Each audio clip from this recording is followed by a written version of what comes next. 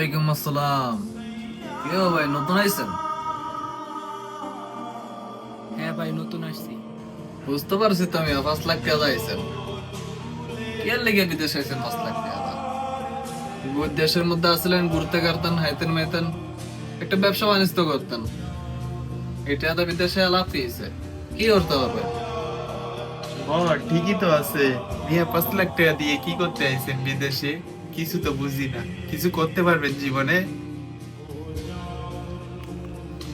ভাই, হ্যাঁ, 5 লাখ 6 লাখ টাকা দিয়ে আসছি। এখন দেখি আল্লাহ কি করে। আপনারাও তো আসছেন ভাই 5 লাখ 6 লাখ টাকা দিয়া, কারণ আপনাদের ফ্যামিলিকে সবসময় হাসি খুশি রাখবেন, নিজে কিছু করবেন। এই জন্য তো আপনারাও আসছেন। তো আমি তো ওই আশা নিয়ে আসছি, তাই না? দেখি আল্লাহ কি করে ভাই।